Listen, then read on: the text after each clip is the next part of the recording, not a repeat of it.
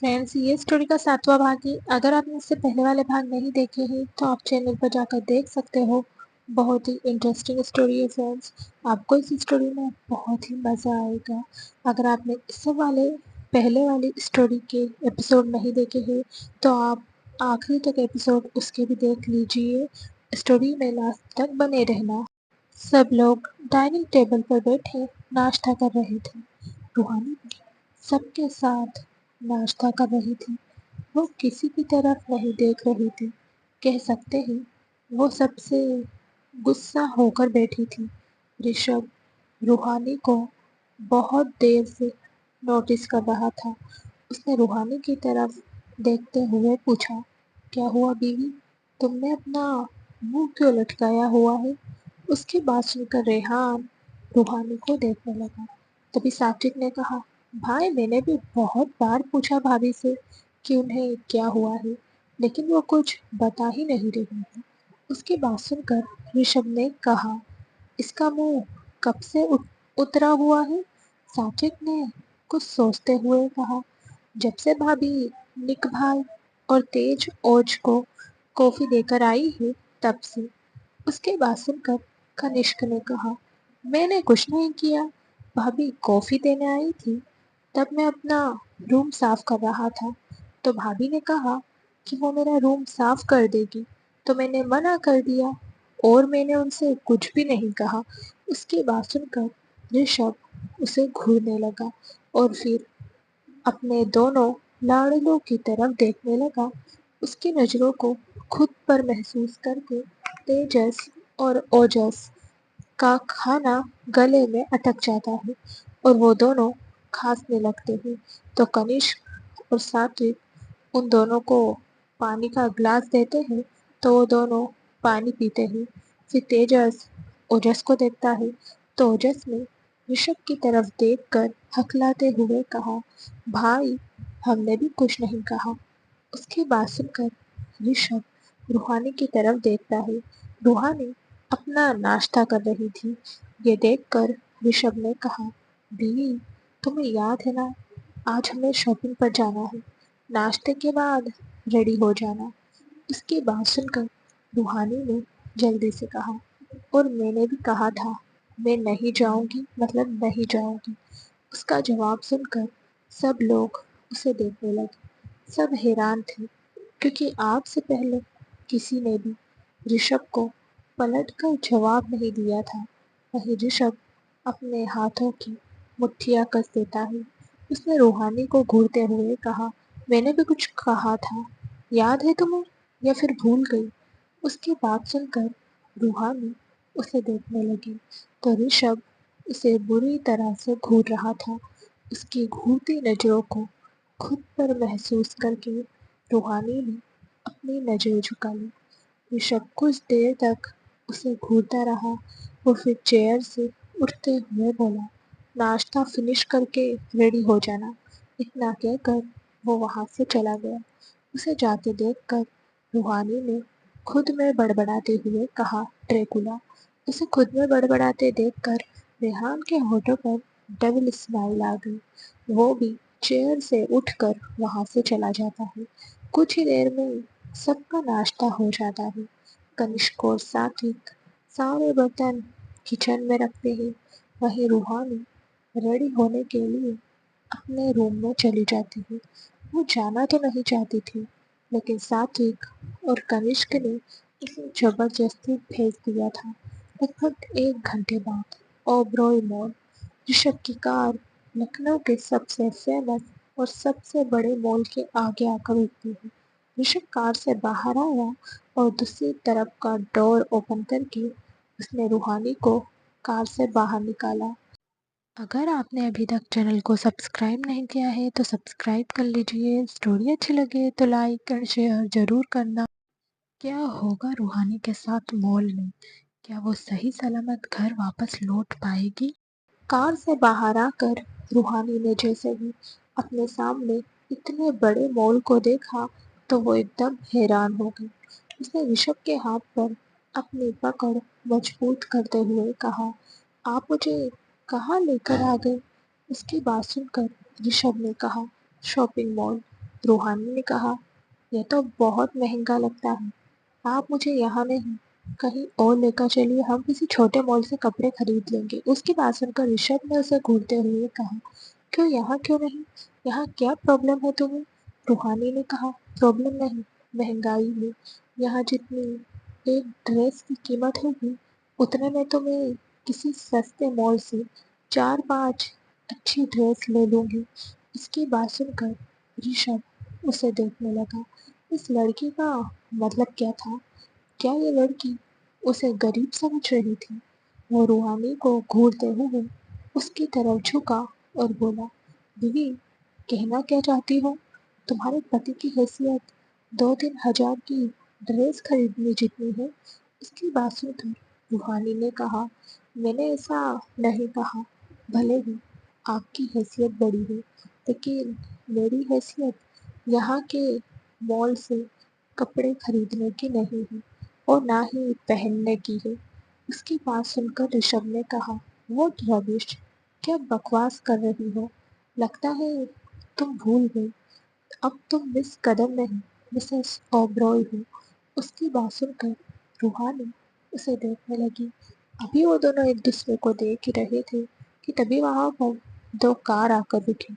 रूहानी और ऋषभ नजर घुमाकर उस तरफ देखते ही तो एक कार से रेहान, सात्विक, कनिष्क और दूसरी कार से ओजस, तेजस बाहर आते हैं। उन सबको वहां देखकर रूहानी के होठों पर एक बड़ी सी स्माइल आ जाती है। वहीं ऋषभ की आंखें छोटी हो जाती हैं। उसने उन पांचों को घूरते हुए कहा, तुम सब ऑफिस छोड़कर यहाँ क्या कर रहे हो? तेजस ने मुस्कुराते हुए कहा, हम तो शॉपिंग करने आए हैं भाई। उसकी बात सुनकर ऋषभ उसे घूरने लगा। तभी रूहानी ने मुस्कुराते हुए कहा, अच्छा हुआ आप सब आ गए। चलिए हम किसी दूसरे मॉल में चलते हैं, यह मॉल बहुत महंगा है। उसकी बात सुनकर सब अजीब नजरों से उसे देखने लगे। तभी ऋषभ ने उसका हाथ पकड़ा और उसे खींचते हुए अंदर लेकर जाते हुए बोला, हम सब भाइयों के कपड़े इसी मॉल से आते हैं और अब तुम्हारे कपड़े भी यहीं से आएंगे। ये सुनकर रूहानी ने उसके पीछे जाते हुए कहा, लेकिन ये बहुत महंगा है, मेरे पास इतने पैसे नहीं हैं। उसकी बात सुनकर ऋषभ उसकी तरफ पलटा और उसे घूरते हुए बोला, जब शहर की सारी फेमस बैंक तुम्हारे साथ है तो फिर तुम क्यों पैसों की रट लगाकर बैठी हो? रूहानी ने कहा, क्योंकि ये सारी बैंक मेरी नहीं है। ऋषभ ने कहा, मैं तो हूं ना तुम्हारा, तुम मुझे यूज करो। उसकी बात सुनकर रूहानी हैरानी से उसे देखने लगी। ऋषभ भी उसे ही देख रहा था। दोनों की नजरें एक दूसरे में उलझी हुई थी। दोनों अभी एक दूसरे की आंखों में खोए ही थे कि तभी तनिष्क सबके साथ अंदर जाते हुए उन दोनों को देखकर बोला, तुम दोनों अभी तक यहीं हो? उसकी आवाज सुनकर वो दोनों एकदम से होश में आते हैं। ऋषभ घूर कर कनिष्क को देखता है और फिर रूहानी को मॉल के अंदर लाकर एलिवेटर से 3rd फ्लोर पर फीमेल सेक्शन में चला जाता है। बाकी सब भी उनके साथ ही थे। सभी रूहानी के लिए ड्रेसेस सिलेक्ट कर रहे थे। रूहानी भी एक एक करके ड्रेसेस देख रही थी, लेकिन उन ड्रेसेस की कीमत देखकर वो उन्हें वापस रख रही थी। तभी ऋषभ उसके पास आया और उसकी तरफ एक मरून कलर का खूबसूरत सा गाउन बढ़ाते हुए बोला, बीवी, इसे पहन कर आओ। अगर आपने अभी तक चैनल को सब्सक्राइब नहीं किया है तो सब्सक्राइब कर लीजिए। स्टोरी अच्छी लगे तो लाइक और शेयर ज़रूर करना। क्या होगा जब ऋषभ की बिजनेस राइवल को रूहानी के बारे में पता चलेगा? उसकी बात सुनकर रूहानी ने उस गाउन को देखते हुए कहा, लेकिन ये तो बहुत महंगा है।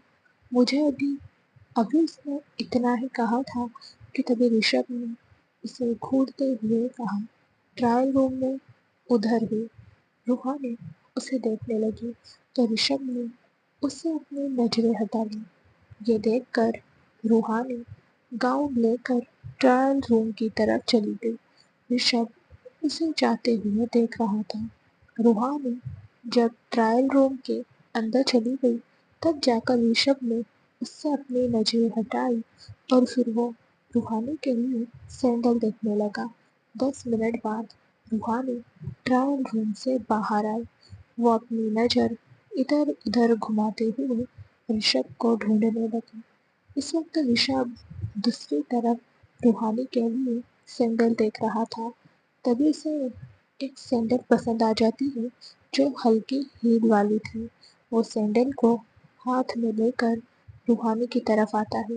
वहीं रूहानी अपनी नजरें चारों तरफ घुमाते हुए ऋषभ को ढूंढ रही थी। ऋषभ उसकी तरफ ही आ रहा था।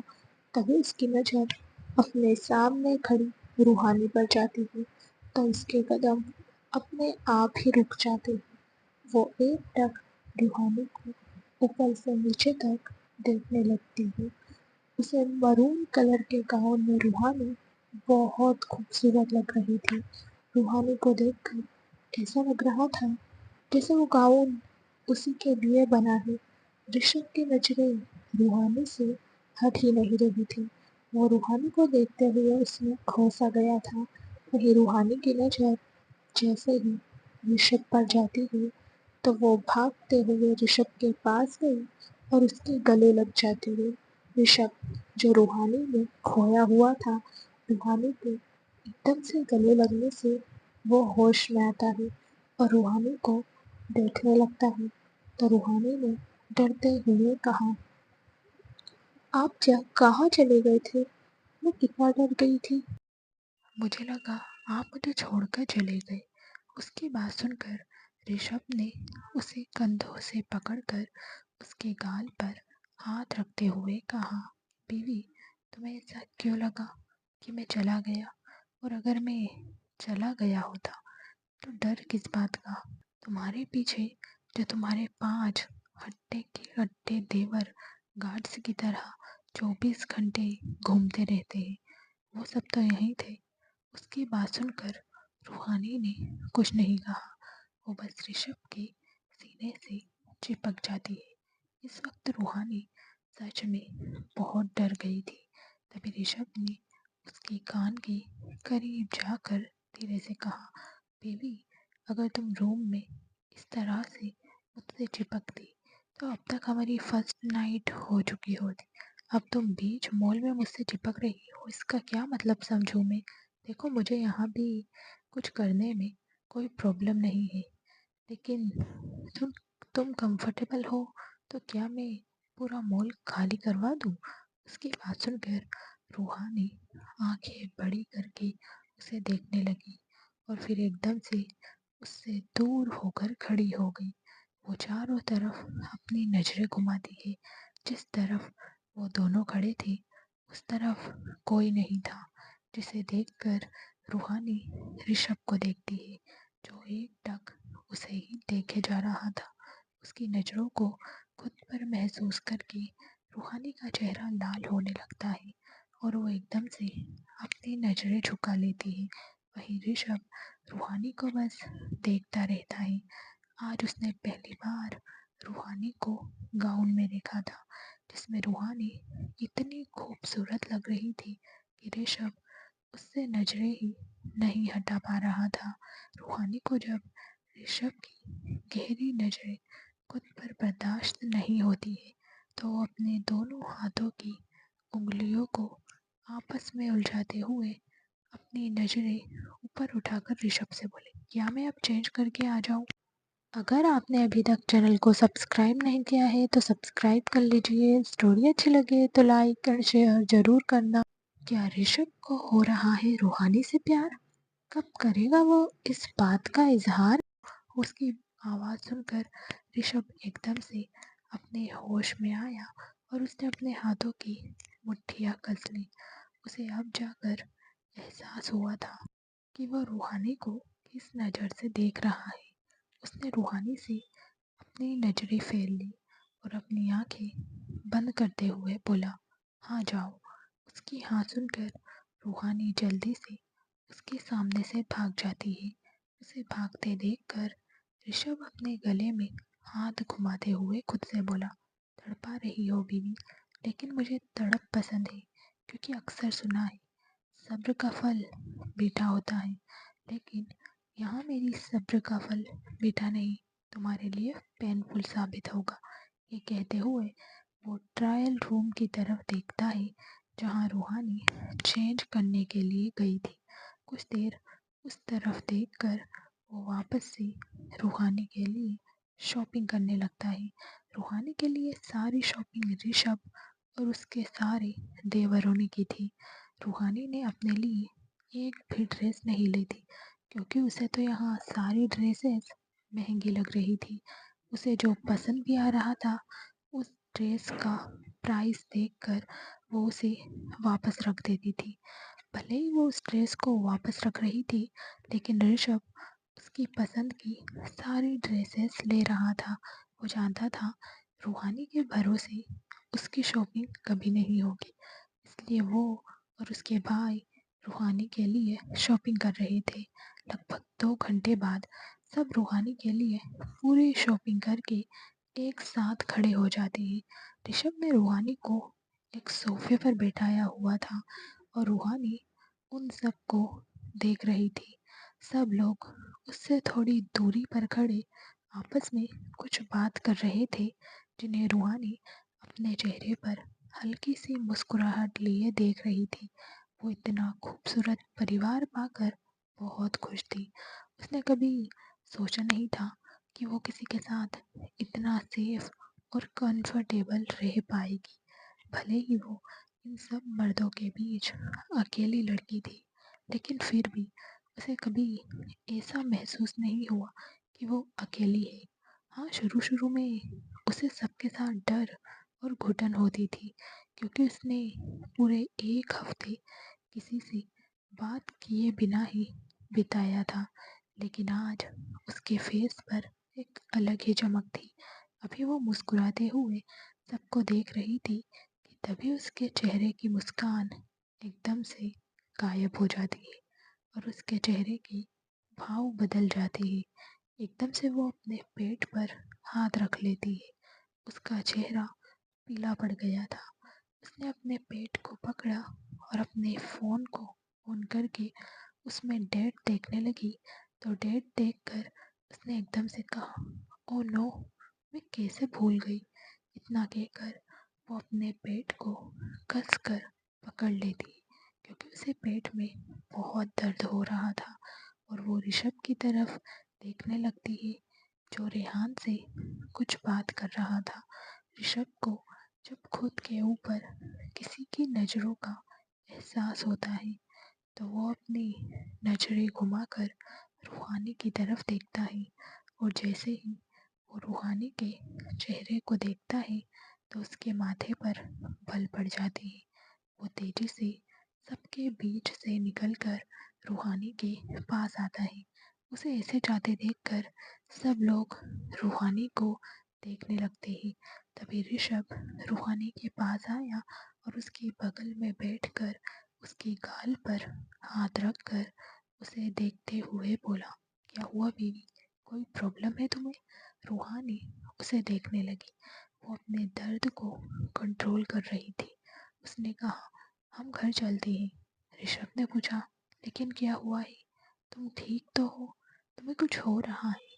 उसकी बात सुनकर रूहानी ने अपना सिर झुका लिया। अब तक सब लोग उसके पास आ गए थे। वो सब भी जब रूहानी के दर्द से पीले पड़ चुके चेहरे को देखते हैं, तो उन सब ने एक साथ पूछा, भाभी क्या हुआ? आप ठीक हो? सबके फेस पर इस वक्त रूहानी के लिए फिक्र साफ दिख रही थी। रूहानी जब सबकी आवाज़ सुनती है, तो वो सबको नम आंखों से देखने लगती है। उससे अब अपना दर्द बर्दाश्त नहीं हो रहा था और वो रोने लगती है। ऋषभ जब उसे रोते हुए देखता है, तो उसके चेहरे के भाव बदल जाते हैं। उसके चेहरे पर अब हल्की घबराहट के भाव दिख रहे थे। उसने रूहानी को अपने सीने से लगा लिया। अगर आपने अभी तक चैनल को सब्सक्राइब नहीं किया है, तो सब्सक्राइब कर लीजिए। स्टोरी अच्छी लगे तो लाइक और शेयर ज़रूर करना। आखिर क्या हुआ है रूहानी को? क्या ऋषभ रूहानी की प्रॉब्लम समझ पाएगा? और उसके बालों में हाथ घुमाते हुए बोला, क्या हुआ बच्चा? तुम अचानक से रोने क्यों लग गई? कुछ तो बोलो। क्या तुम्हें कहीं दर्द हो रहा है? तुम्हारी तबीयत ठीक नहीं है? क्या हम डॉक्टर के पास चले? उसकी बात सुनकर रूहानी ने रोते हुए कहा, प्लीज़ आप घर चलिए, मुझे घर जाना है। ऋषभ ने उसे खुद से दूर किया और उसके आंसू साफ करते हुए बोला, घर जाना है तुम्हें? ठीक है, हम अभी घर जाएंगे, बस तुम रोना बंद करो। उसकी बात सुनकर रूहानी नम आंखों से उसे देखने लगी तो ऋषभ सोफे से खड़ा हुआ और कनिष्क सात्विक को देखने लगा। वो दोनों अपना सिर हिलाकर रूहानी को एक नज़र देखकर वहाँ से चले जाते हैं। तभी ऋषभ ने रूहानी की तरफ हाथ बढ़ाते हुए कहा, चलो हम घर चल रहे हैं।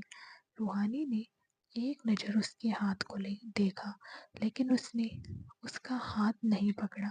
उसने अपना सिर झुकाते हुए कहा, आप लोग आगे चलिए, मैं खुद आ जाऊंगी। उसकी बात सुनकर ऋषभ की बाहें आपस में जुड़ गई। उसने रूहानी को घूरते हुए कहा, बीवी, मैंने कहा ना उठो। रूहानी ने ना में अपना सिर हिलाया तो ऋषभ सीधा खड़ा होकर अपने फोरहेड को रब करने लगा। रेहान, जो रूहानी को कब से नोटिस कर रहा था, रूहानी के हाथ पेट पर देखकर उसने ऋषभ के कान में कुछ कहा, जिसे सुनकर ऋषभ उसे देखने लगा। फिर उसने ओजस और तेजस को कुछ इशारा किया तो ओजस तेजस रेहान के साथ वहां से चले गए। तभी ऋषभ ने रूहानी को देखते हुए कहा, बीवी, क्या तुम्हारे पीरियड आए हैं? बात सुनकर रूहानी हैरानी से उसे देखने लगी। उसने ऋषभ को देखते हुए पूछा, आपको कैसे पता? ऋषभ ने उसे अपनी गोद में उठाते हुए कहा, बीवी, आई एम योर हस्बैंड, तुम इस बारे में मुझे बता सकती हो। उसके अचानक से गोद में उठाने से रूहानी ने कहा, आप ये क्या कर रहे हो? आपके कपड़े गंदे हो जाएंगे। अभी उसने इतना ही कहा था कि तभी ऋषभ ने कहा, होने दो भी, ये कोई बुरी चीज़ नहीं है, और आगे से अगर तुम्हारे पीरियड आते हैं तो तुम मुझे इन्फॉर्म कर देना, ना कि रोने लग जाना। उसकी बात सुनकर रूहानी ने अपना सिर झुका लिया। उसे इस वक्त बहुत शर्म आ रही थी। इस वक्त उसे बहुत एम्बेरसमेंट फील हो रहा था। आज से पहले ऐसी सिचुएशन उसकी लाइफ में कभी नहीं आई थी। उसे ऋषभ को देखने में भी बहुत शर्म आ रही थी। तभी ऋषभ उसे मॉल से बाहर लेकर आ गया। 2 घंटे बाद रूहानी अपने रूम में लेटी हुई थी। उसके पेट में अभी भी हल्का हल्का दर्द हो रहा था। ऋषभ उसके साथ था और उसने रूहानी को अपने सीने से लगा रखा था और वो उसके पेट को सहला रहा था। रूहानी की आंखें बंद थी। तभी रूम के डोर पर किसी ने नॉक किया। ऋषभ ने डोर की तरफ देखा। रूहानी ने भी अपनी आंखें खोलकर डोर की तरफ देखा तो डोर पर रेहान नजरें झुकाए खड़ा था। रूहानी जब रेहान को देखती है तो वो ऋषभ से दूर होकर सीधा बैठ जाती है। तभी ऋषभ भी बेड पर उठकर बैठ जाता है और रेहान से बोला, हान, अंदर आ जाओ। उसकी बात सुनकर रेहान अंदर आ जाता है और उसने ऋषभ को हॉट वाटर बैग देते हुए कहा, इसे प्रिंसेस के बेड पर रख दो, इससे दर्द से आराम मिलेगा। उसकी बात सुनकर ऋषभ ने हाँ में अपना सिर हिलाया। वहीं रूहानी रेहान को देख रही थी। रेहान ने एक बार भी रूहानी की तरफ नहीं देखा और वो रूम से बाहर निकल गया। तो ऋषभ ने कहा, बीवी, अब तुम लेट जाओ। उसकी आवाज़ से रूहानी उसकी तरफ देखने लगी तो ऋषभ ने उसे भी लेटने का इशारा किया। रूहानी अभी लेटने ही वाली थी कि तभी किसी ने रूम के डोर पर वापस से नॉक किया। रूहानी और ऋषभ ने डोर की तरफ देखा तो इस बार डोर पर कनिष्क खड़ा था। ऋषभ उसे अंदर आने को कहता है तो कनिष्क रूम के अंदर आया। उसके हाथ में एक मग था। उसने मग ऋषभ की तरफ बढ़ाते हुए कहा, ये हर्बल चाय है। मैंने सुना है इसे पीने से पीरियड क्रैप्स कम होते हैं। तुम इसे भाभी को पिला देना और इन्हें आराम करने देना। हम खाना बना लेंगे और तुम्हारा खाना हम रूम में भेज देंगे। कोई ज़रूरत हो तो हमें बता देना। अगर आपने अभी तक चैनल को सब्सक्राइब नहीं किया है तो सब्सक्राइब कर लीजिए। स्टोरी अच्छी लगे तो लाइक और शेयर ज़रूर करना। आखिर कनिष्क की लाइफ में कौन सी लड़की है? क्या वो कभी कनिष्क की लाइफ में शामिल हो पाएगी? उसकी बात सुनकर ऋषभ ने हाँ में अपना सिर हिलाया। तभी रूहानी ने कनिष्क को देखते हुए कहा, लेकिन भाई आप खाना क्यों बनाओगे? मैं कर लूँगी। आप अभी वो बोल ही रही थी कि तभी ऋषभ ने कहा, तुम आराम करो। वो कह रहे हैं ना, वो खाना बना लेंगे। तुम एक हफ्ते तक बेड से नीचे नहीं उतरोगी। इस टाइम ज़्यादा काम और अप डाउन नहीं करते हैं। इतना नहीं पता क्या तुम्हें? उसकी बात सुनकर रूहानी उसे देखने लगी तो ऋषभ ने उसे चाय का मग पकड़ाते हुए कहा, अब इसे पियो। रूहानी उसके हाथ से चाय का मग लेकर चाय पीने लगती है तो ऋषभ ने कनिष्क की तरफ देखते हुए कहा, तेज ओज को किचन में मत जाने देना। उन्हें कोई छोटा मोटा काम दे देना। अगर जिद करे तो एक रख देना। उसकी बात पर कनिष्क ने मुस्कुराते हुए कहा, ठीक है, किचन सात्विक और हान देख लेंगे। आज तो वैसे भी उन्हीं के हाथों का खाना खाने को मिलेगा। रही ओज तेज की बात, तो मैंने उन दोनों को रूम में भेज दिया है। उसकी बात सुनकर ऋषभ ने हाँ में अपना सिर हिलाया तो कनिष्क ने एक नज़र रूहानी को देखा और वहाँ से चला गया। उसके जाने के बाद रूहानी ने ऋषभ की तरफ देखते हुए कहा, रेहान भाई को खाना बनाना आता है? ऋषभ ने कहा, उसे बहुत कुछ आता है। अब तुम चाय पियो और सो जाओ। क्या अभी तुम्हें दर्द हो रहा है? उसकी बात सुनकर रूहानी ने ना में अपना सिर हिलाया और बोली, नहीं, आप सब मेरा इतना ख्याल रख रहे हो, आपको लगता है ऐसे में मुझे थोड़ा सा भी दर्द हो सकता है? उसकी बात सुनकर ऋषभ ने उसके बालों को सहलाते हुए कहा, ठीक है, अब तुम आराम करो। इतना कहकर वो जाने लगा तो रूहानी ने उसका हाथ पकड़ते हुए कहा, क्यों, आप कहाँ जा रहे हो? ऋषभ पहले तो उसका हाथ देखता है और फिर उसे देखते हुए बोला, मैं कहीं नहीं जा रहा, यहीं पर हूँ। बस मैं लैपटॉप उठा रहा था। उसकी बात सुनकर रूहानी नाइट स्टैंड पर रखी उसके लैपटॉप को देखती है और फिर ऋषभ की तरफ देखकर वो उसके हाथ को छोड़ देती है तो ऋषभ ने नाइट स्टैंड से अपना लैपटॉप उठाया। कुछ देर में रूहानी ने अपनी चाय खत्म कर ली। उस चाय से काफ़ी आराम मिल रहा था। तभी ऋषभ ने उसके हाथ से चाय का कप लिया और उसे साइड टेबल पर रखते हुए बोला, अब तुम लेट जाओ। उसकी बात पर रूहानी ने हाँ में अपना सिर हिलाया और चुपचाप लेट गई तो ऋषभ ने उसे ब्लैंकेट से कवर किया और उसके पेट पर हॉट वाटर बैग रखकर उसके बालों को सहलाते हुए बोला, आंखें बंद करो और सो जाओ। रूहानी ने चुपचाप अपनी आंखें बंद कर ली तो ऋषभ ने एक नज़र उसे देखा और एक हाथ से उसके बाल सहलाते हुए दूसरे हाथ से लैपटॉप में अपना काम करने लगा। इधर नीचे किचन में सात्विक और रेहान खाना बना रहे थे। सात्विक ने कुकर में दाल चढ़ा दी थी और अब वो आटा गूंथ रहा था। वहीं रेहान बीटरूट काटते हुए एक प्लेट में रख रहा था।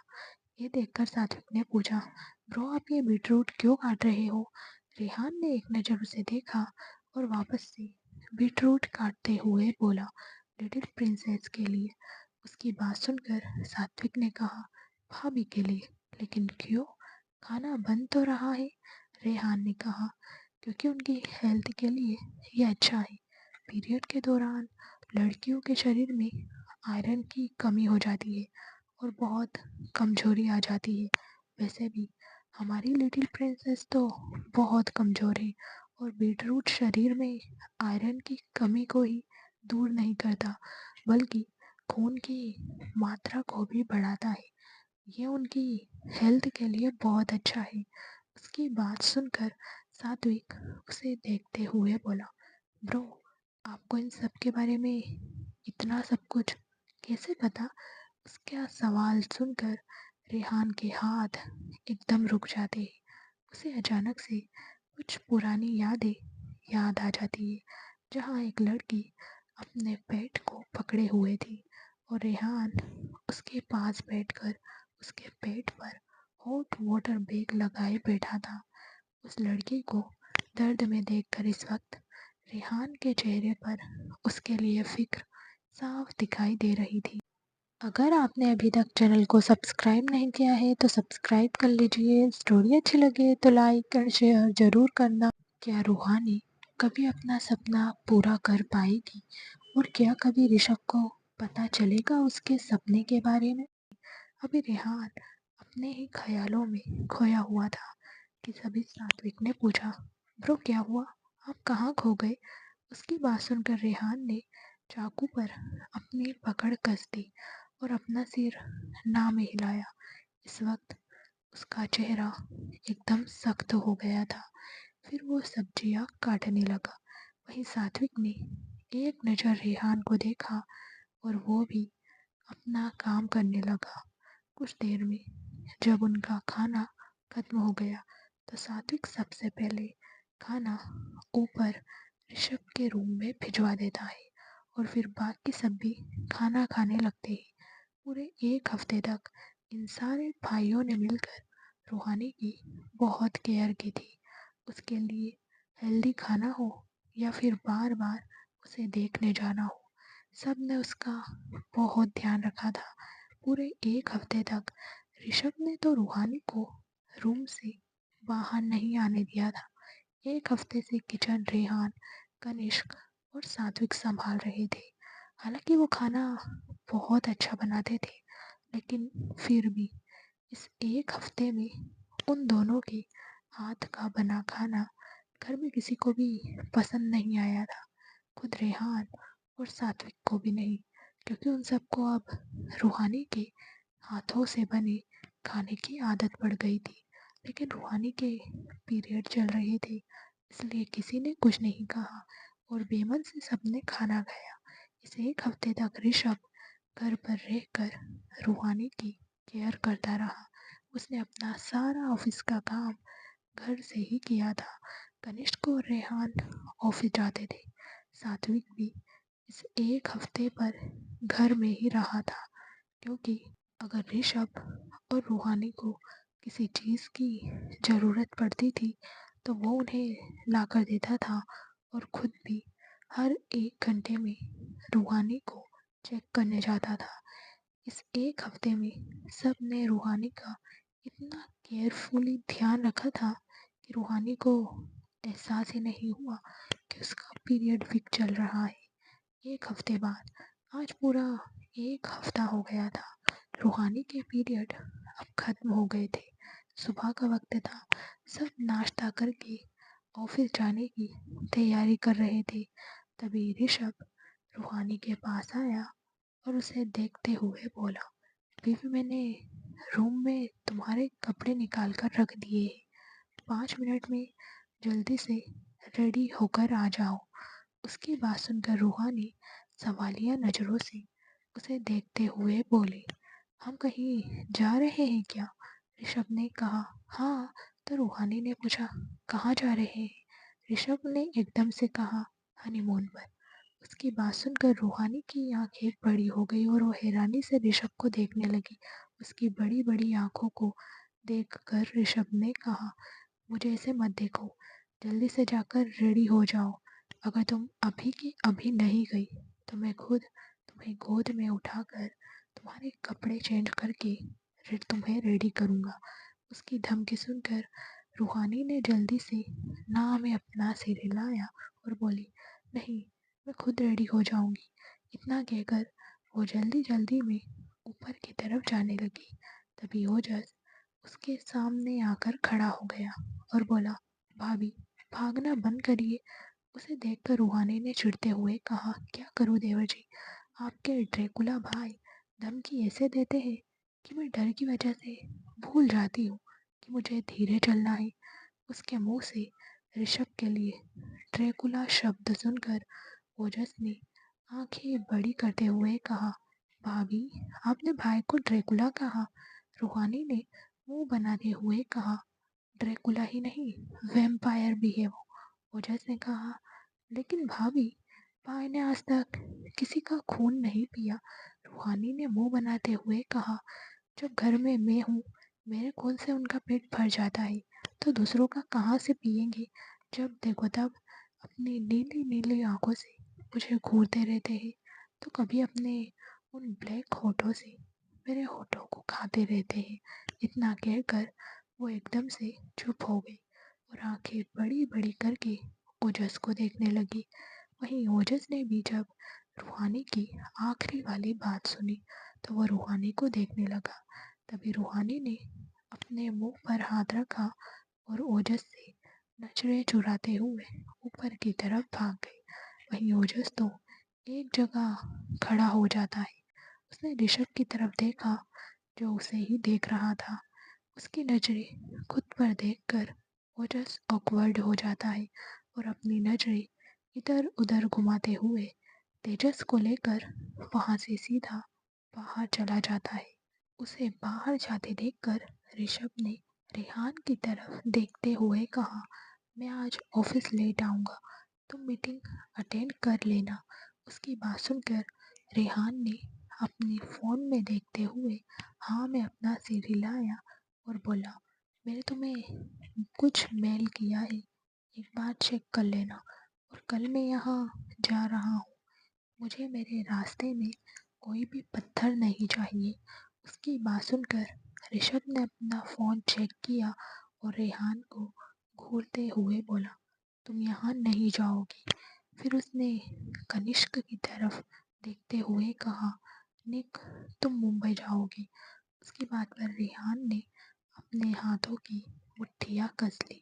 तभी ऋषभ ने कहा, मैं जानता हूँ तुम्हारा असली मकसद क्या है, लेकिन मैंने पहले भी कहा है, तुम उसके सामने नहीं जाओगी। उसकी बात सुनकर रेहान ने अपनी गर्दन में हाथ घुमाते हुए ऋषभ को सिर टेढ़ा करके देखा और अपनी ठंडी आवाज में बोला, मेरी पूरी लाइफ बर्बाद करके वो मजे से दूसरे के साथ घूम रही है और तुम कह रहे हो मैं उसके सामने ना जाऊं, मैं उसे मार दूंगा। उसकी बात सुनकर ऋषभ ने चिल्लाते हुए कहा, रेहान। वही रेहान गुस्से से अपने हाथों की मुट्ठियां कस देता है। तभी ऋषभ सोफे से खड़ा हुआ और रेहान के सामने आकर ठंडी आवाज में बोला, एक बार कह दिया ना तुम नहीं जाओगे, मतलब नहीं जाओगे। उसकी बात पर रेहान की आंखें बिल्कुल लाल हो गई। अगर आपने अभी तक चैनल को सब्सक्राइब नहीं किया है तो सब्सक्राइब कर लीजिए। स्टोरी अच्छी लगे तो लाइक और शेयर ज़रूर करना। आखिर रेहान किसे मारना चाहता है और क्यों ऋषभ उसे रोक रहा है? तभी ऋषभ ने कहा, तुम नहीं मानोगे? ओके फाइन, अब तुम बीवी को लेकर जाओगी, मैं ऑफिस जा रहा हूँ। फिर उसने कनिष्क की तरफ देखते हुए कहा, निक, तुम आज ही मुंबई के लिए निकलो और उस लूथरा को जो चाहिए उससे पूछकर ये सारा मामला सॉर्ट आउट करके आओ। इतना कहकर वो वहाँ से जाने लगा। उसे जाते देखकर रेहान ने एकदम से उसका हाथ पकड़ लिया। उसे हाथ पकड़ते देखकर ऋषभ ने पलटकर उसे देखा और बोला, हाथ छोड़ो मेरा।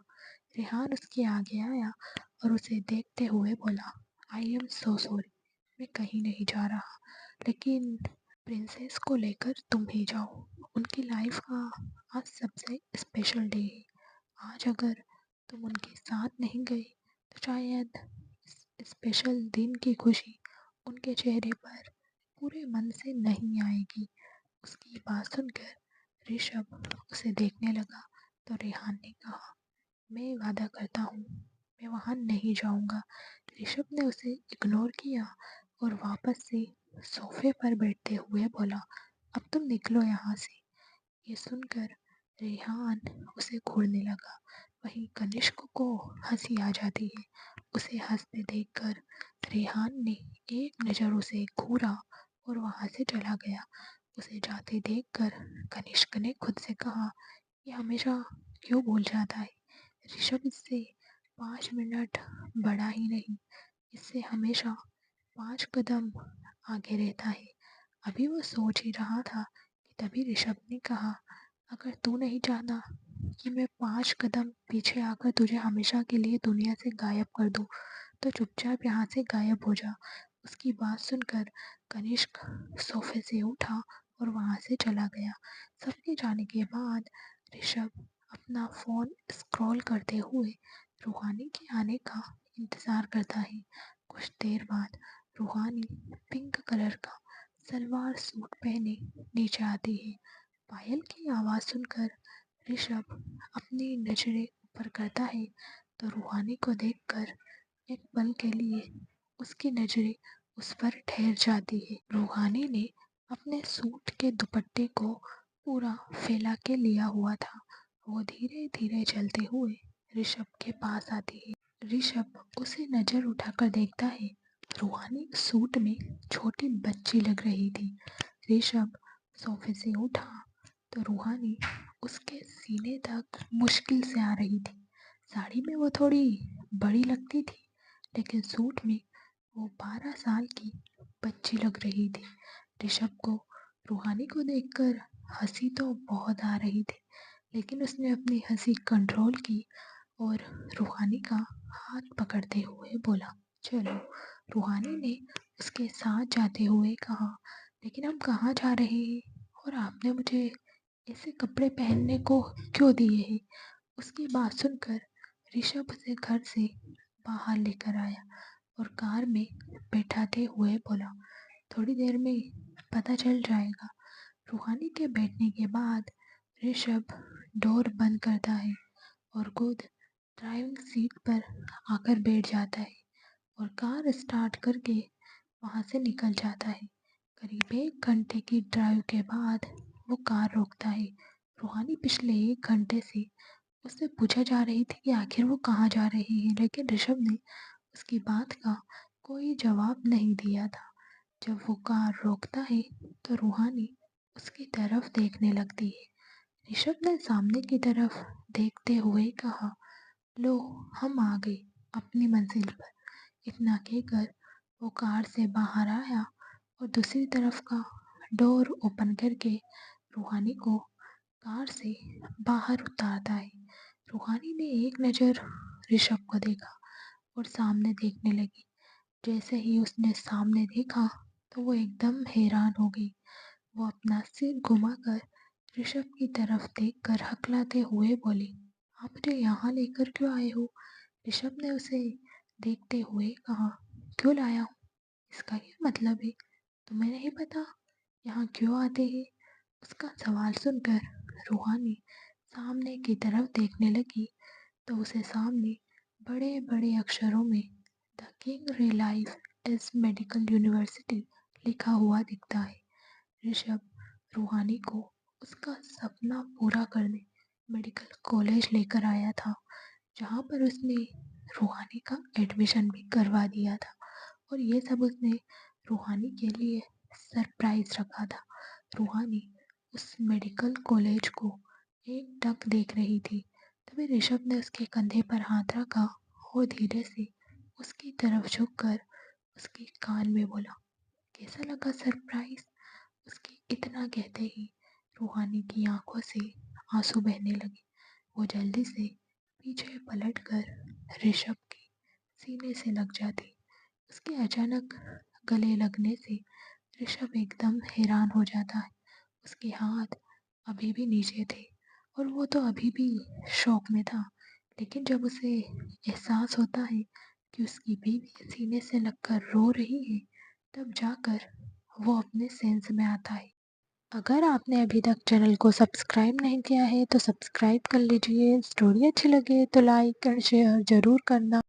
आखिर ऋषभ कहाँ लेकर जा रहा है रूहानी को?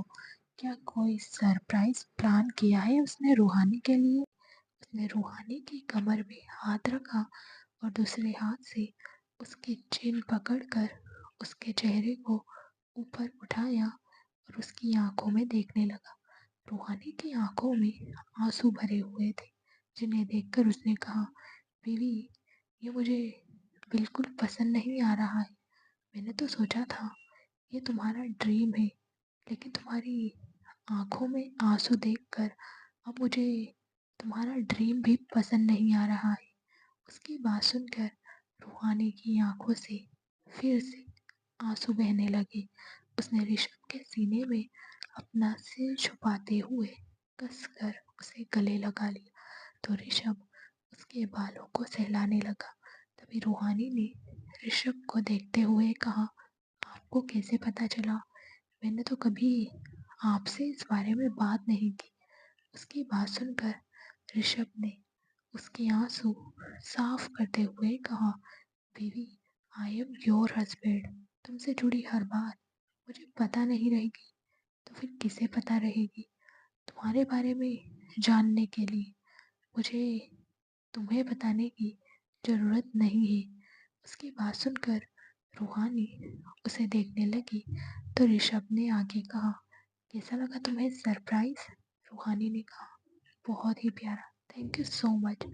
ऋषभ ने आंखें रोल करते हुए कहा, थैंक यू किस लिए? तुम्हारा सपना पूरा करने के लिए या फिर इस सरप्राइज के लिए? उसकी बात सुनकर रूहानी ने ना में अपना सिर हिलाया और बोली, मेरी जिंदगी में आने के लिए। उसकी बात सुनकर ऋषभ एकटक उसे देखने लगा। रूहानी भी उसकी आंखों में देख रही थी। कुछ देर ऋषभ की आंखों में देखते हुए रूहानी ने उसे झुकने का इशारा किया तो ऋषभ उसे देखता हुआ नीचे झुक गया। रूहानी ने उसके चेहरे को अपने दोनों हाथों में भरा और बड़ी ही शिद्दत से उसके फोrehead पर अपने होंठ रख दिए। उसके होंठ रखते ही ऋषभ की आंखें सुकून से बंद हो गई। तभी रूहानी उससे दूर हो जाती है। ऋषभ धीरे से अपनी आंखें खोलता है तो रूहानी ने कहा, मुझे नहीं पता मैंने अपनी लाइफ में ऐसे कौन से पुण्य किए हैं जो आप मेरी लाइफ में आए हो। उसकी बात सुनकर ऋषभ ने कहा, तुम्हारा तो नहीं पता, लेकिन मैंने बहुत पाप किए हैं। उसकी बात सुनकर रूहानी उसे देखने लगी तो ऋषभ ने उसके गाल सहलाते हुए कहा, मैं ये पाप पुण्य नहीं मानता। जिनका साथ बना होता है वो कहीं ना कहीं मिल जाते हैं। उसकी बात सुनकर रूहानी खामोशी से कुछ देर उसे देखती है और फिर अपना सिर हिलाते हुए बोली, सही कहा आपने, जिनका साथ लिखा होता है वो तो कहीं ना कहीं मिलकर ही रहते हैं।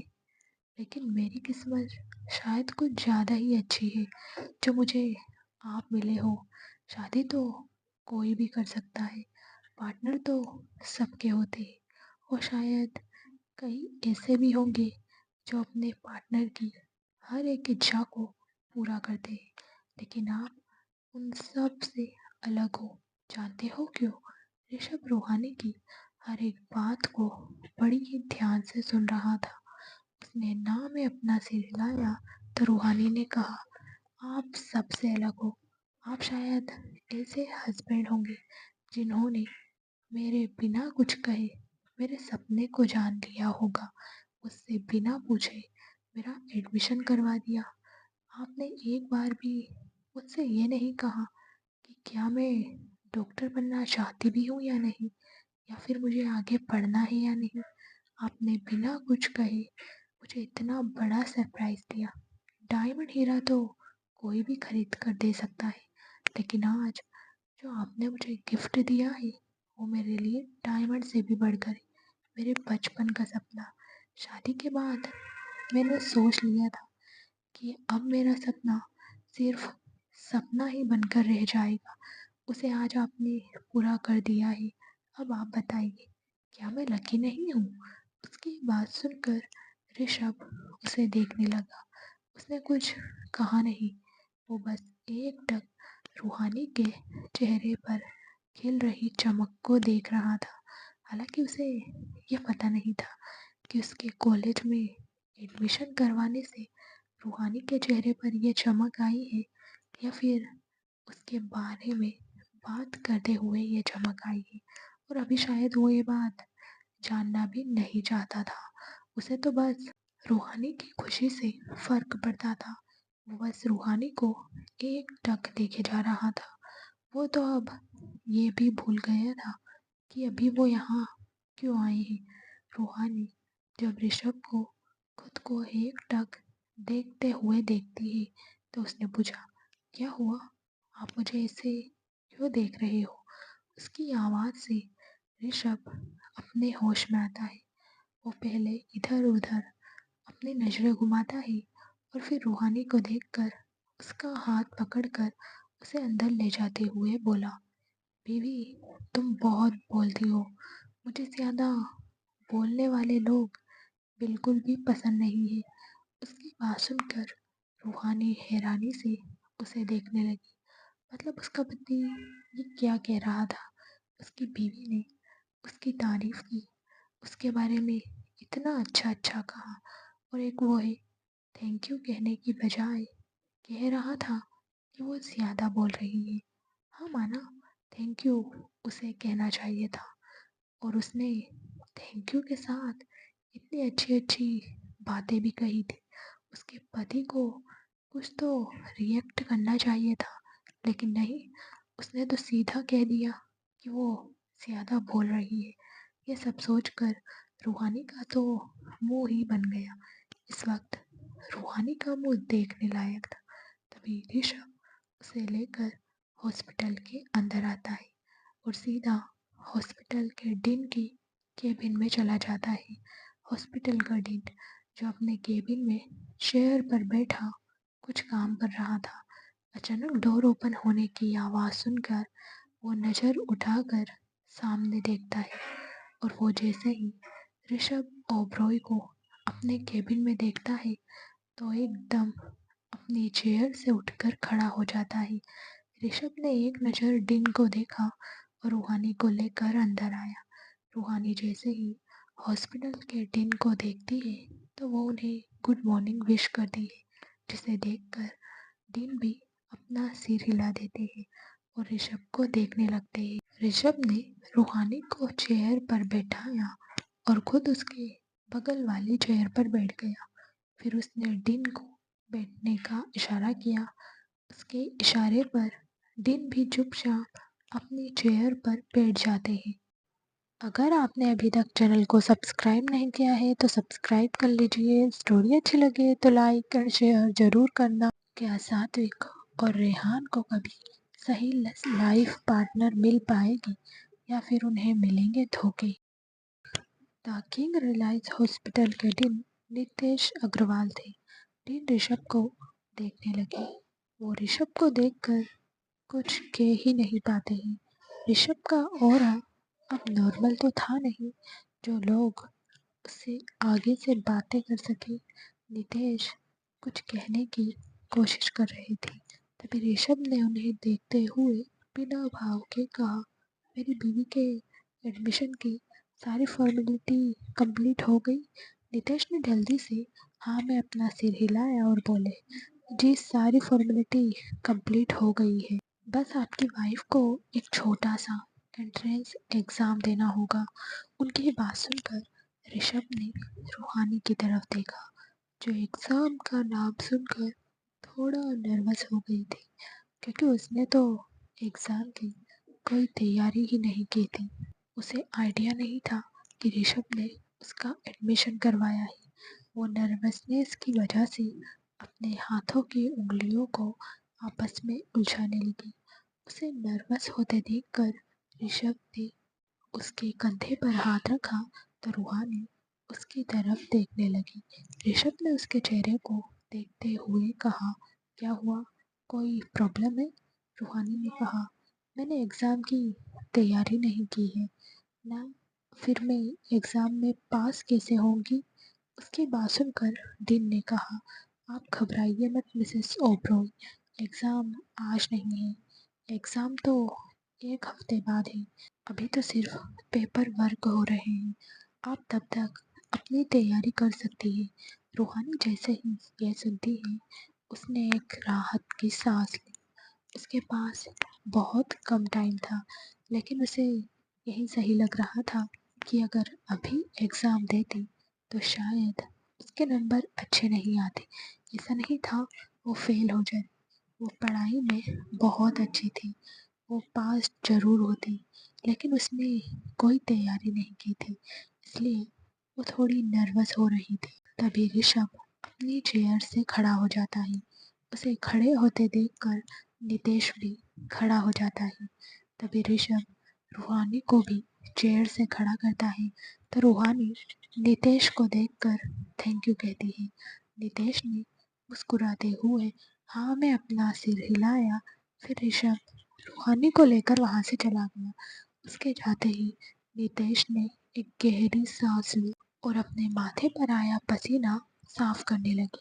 ओबरॉय इंडस्ट्री शहर की सबसे टॉप कंपनी, जहाँ काम करने का हर एक यंगस्टर का सपना होता है, लेकिन हर किसी के नसीब में यहाँ पर जॉब करना नहीं है। यहाँ हायर स्टडी क्वालिफिकेशन या फिर हाई पावर नहीं, बल्कि एक्सपीरियंस और वर्क के हिसाब से जॉब मिलती है। हर कोई इस कंपनी में जॉब हासिल नहीं कर पाता है। इसी फेमस कंपनी की मीटिंग हॉल में 4-5 लोग बैठे हुए थे।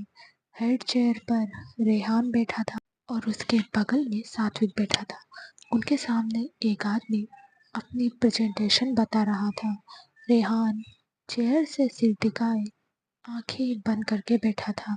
वहीं सात्विक प्रेजेंटेशन बताने वाले आदमी की सारी बातें सुन रहा था। जो आदमी प्रेजेंटेशन बता रहा था, रेहान को इसे आंखें बंद करते देखकर वो अपनी बात कहते कहते रुक जाता है और रेहान को देखने लगता है। वो इतनी देर से अपनी प्रेजेंटेशन दे रहा था और रेहान उसकी सुन भी नहीं रहा था, इसलिए वो चुप हो गया।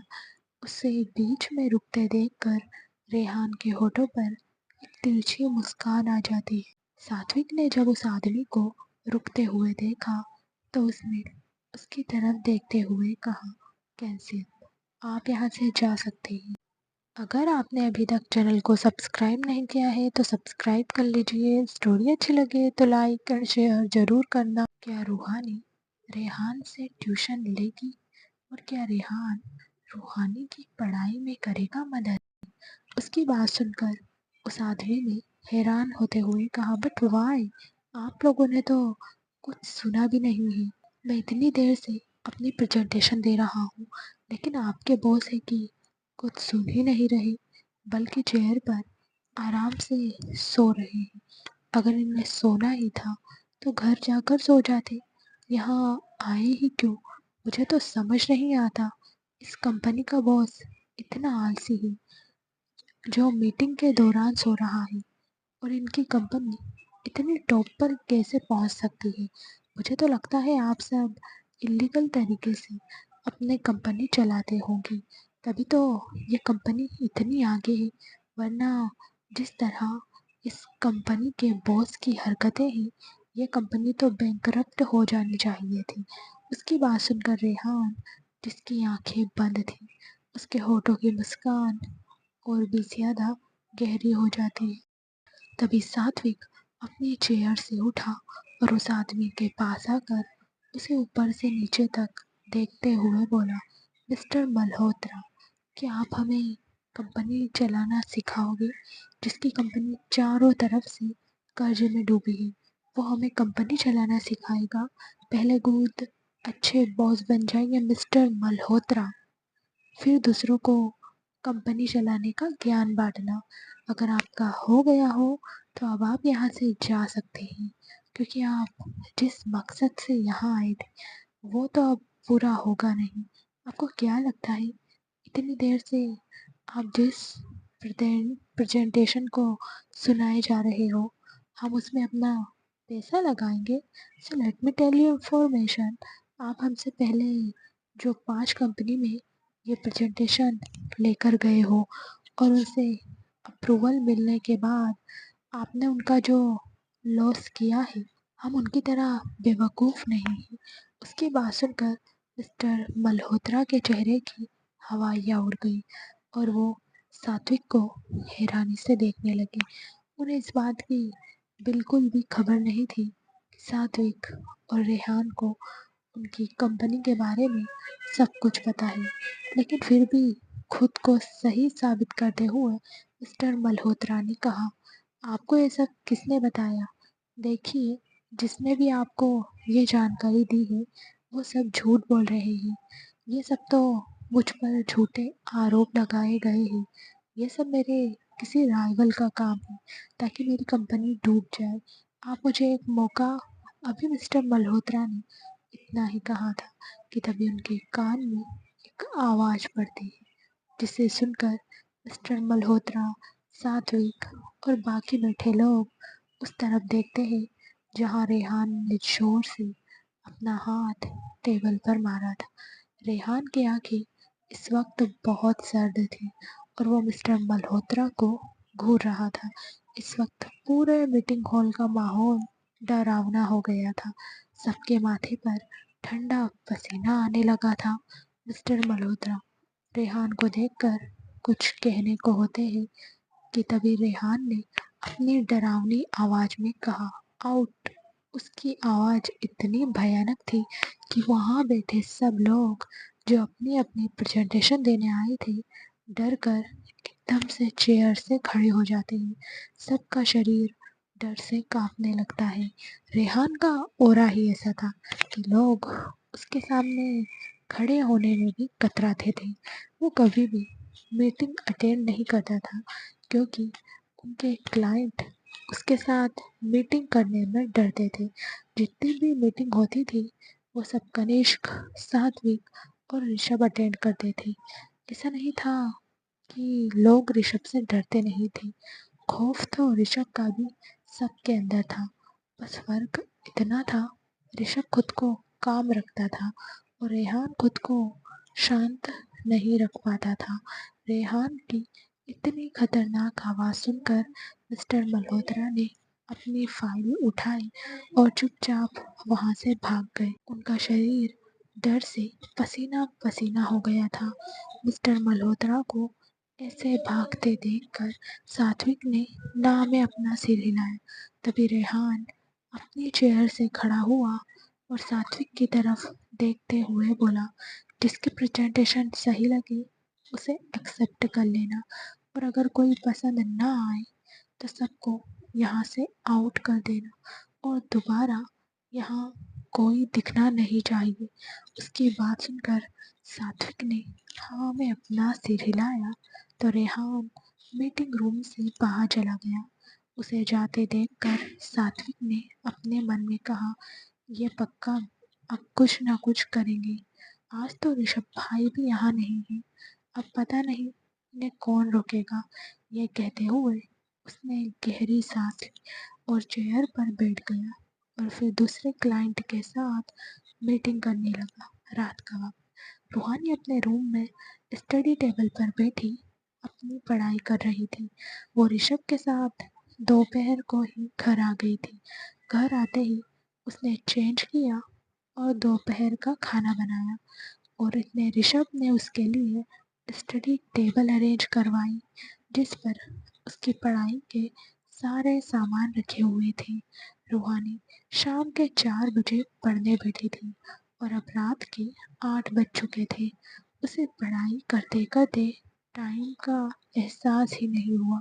उसने जब वॉल क्लॉक में टाइम देखा तो हैरानी से उसकी आंखें बड़ी हो गई क्योंकि कुछ देर में डिनर का टाइम होने वाला था। उसने अपनी बुक बंद की और स्टडी टेबल से उठकर रूम से बाहर निकल गई। वो जल्दी जल्दी सीढ़ियों से नीचे जाने लगी। तभी उसे सबकी बातें और सबकी घूरती नजरें याद आई तो वो सीढ़ियों से धीरे धीरे नीचे जाने लगी। नीचे आकर वो सीधा किचन में चली गई और जैसे ही वो किचन के डोर से अंदर जाने को होती है कि तभी अंदर का नज़ारा देखकर उसके कदम डोर पर ही रुक जाते हैं। वो हैरानी से अंदर देख रही थी क्योंकि अंदर किचन में ऋषभ और रेहान एप्रन पहने खाना बना रहे थे। अंदर का यह नज़ारा देखकर रूहानी तो अपनी जगह जम गई थी। उसने आज से पहले कभी भी रेहान और ऋषभ को किचन में नहीं देखा था। अगर आपने अभी तक चैनल को सब्सक्राइब नहीं किया है तो सब्सक्राइब कर लीजिए। स्टोरी अच्छी लगे तो लाइक और शेयर ज़रूर करना। क्या रूहानी इन सब भाइयों को संभाल पाएगी? क्या करेगा अब साथ? तभी उसकी नज़र ऋषभ पर जाती है जो सब्जी काट रहा था और वो इतनी तेजी से सब्जी काट रहा था जैसे कोई प्रोफेशनल शेफ काटता है। वो दोनों ही प्रोफेशनल तरीके से खाना बना रहे थे। रूहानी तो पहली बार उन दोनों को खाना बनाते हुए देख रही थी।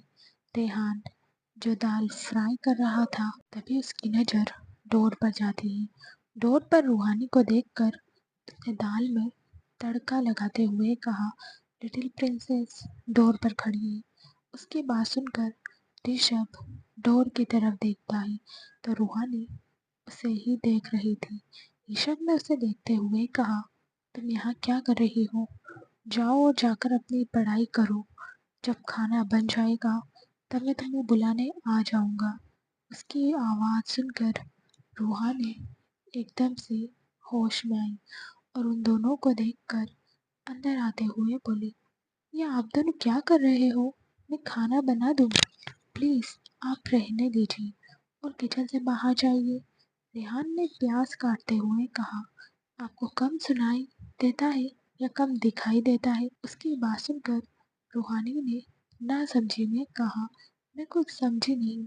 तो रेहान ने कहा, आपको हम किचन में मछली पकड़ते हुए दिखाई दे रहे हैं क्या? उसकी बात पर रूहानी ने ना में अपना सिर हिलाया और कहा, नहीं, आप दोनों तो खाना बना रहे हो। तो रेहान ने उसे देखते हुए कहा, जब दिखाई दे रहा है कि हम खाना बना रहे हैं तो फिर आप यहाँ क्यों खड़ी हो? ऋषभ ने एक बार कह दिया ना, जाकर पढ़ाई करो। तो आपको एक बार में हमारी बात समझ नहीं आती क्या? उसकी डांट सुनकर रूहानी अपनी नजरें झुका लेती है जिसे देखकर ऋषभ ने हंसते हुए कहा, तुम डराते अच्छे हो। क्यों ना मैं तुम्हें इसका टीचर बना दूँ। एक हफ्ते तक तुम इसकी अच्छे से क्लास लो और इसकी पढ़ाई करवाओ। उसकी बात सुनकर रूहानी ने जल्दी से कहा, नहीं नहीं, मैं खुद पढ़ाई कर लूँगी, मुझे इनसे नहीं पढ़ना। उसकी घबराहट देखकर ऋषभ ने मुस्कुराते हुए कहा, ऐसे कैसे नहीं पढ़ना? एक हफ्ते में तुम्हारी एग्ज़ाम है। तुम जानती हो रेहान बहुत अच्छा ट्यूटर है और वो बहुत अच्छा पढ़ाता है। इनफैक्ट इसने तो कई सारे बच्चों को पढ़ाया भी है और कई बिगड़े बच्चों को सुधारा भी है। उसकी बात सुनकर रेहान उसे घूरने लगा। लास्ट तक स्टोरी देखने के लिए थैंक यू सो मच। क्या रूहानी रेहान से पढ़ेगी? जानने के लिए हमारे साथ बने रहना। बहुत ही इंटरेस्टिंग स्टोरी है फ्रेंड्स। आपको ये स्टोरी कैसी लग रही है कमेंट करके बताना। अगर आपने अभी तक चैनल को सब्सक्राइब नहीं किया है तो सब्सक्राइब कर लेना। Thank you.